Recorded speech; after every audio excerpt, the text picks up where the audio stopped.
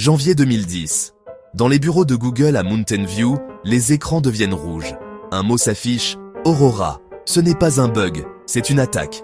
Une opération coordonnée venue de Chine visant à pénétrer le cœur même d'Internet. Des dizaines d'entreprises sont ciblées. Adobe, Yahoo, Symantec et Google. Leur objectif, voler le code source, espionner les comptes Gmail d'activistes chinois et infiltrer les réseaux internes du monde occidental. Ce jour-là, Internet a compris une chose. Même le géant Google peut se faire pirater. L'attaque ne vient pas d'un hacker solitaire. Elle est pilotée par un groupe ultra secret surnommé Elderwood Group, soutenu par l'État chinois. Ils exploitent une faille Zero Day dans Internet Explorer, un simple lien envoyé à un ingénieur de Google. Et en quelques secondes, le réseau interne de l'entreprise est compromis. Ce n'était pas une attaque pour l'argent. C'était une attaque pour le contrôle de l'information mondiale. Google comprend rapidement que la faille touche aussi les comptes Gmail d'opposants politiques. Larry Page et Sergey Brin prennent une décision historique. Nous ne pouvons pas rester en Chine si cela signifie trahir nos utilisateurs. En janvier 2010, Google annonce qu'il va se retirer du marché chinois. Un acte de désobéissance numérique inédit. Une entreprise de la Silicon Valley qui dit non à une superpuissance. L'opération Aurora change tout.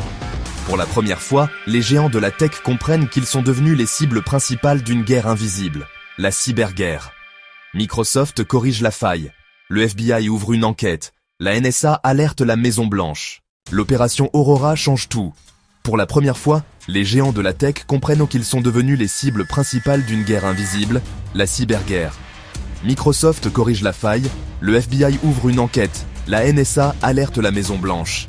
Et dans l'ombre, les gouvernements lancent une course à la cybersécurité sans précédent. C'est à ce moment-là que des outils comme Metasploit, Kali Linux ou OSINT Framework commencent à exploser dans les milieux d'experts. Internet entre dans une ère nouvelle, celle du renseignement numérique. Mais cette attaque a révélé un paradoxe. Pour se protéger, les entreprises collectent de plus en plus de données, ce qui les rend encore plus vulnérables. Aurora n'était que le début. En 2025, on dénombre plus de 100 000 attaques de ce type par jour. Et la plupart ne visent plus les gouvernements, mais nous. Chaque photo postée, chaque fichier stocké, chaque clic peut devenir une arme. Le jour où Google a failli tout perdre, l'humanité a compris une chose simple. La cybersécurité n'est plus un choix, c'est une survie. Et dans ce combat, il n'y a pas de muraille parfaite. Seulement ceux qui décident de comprendre avant qu'il ne soit trop tard. Abonne-toi, parce que la prochaine attaque pourrait déjà être en route. Le jour où Google a failli tout perdre, l'humanité a compris une chose simple.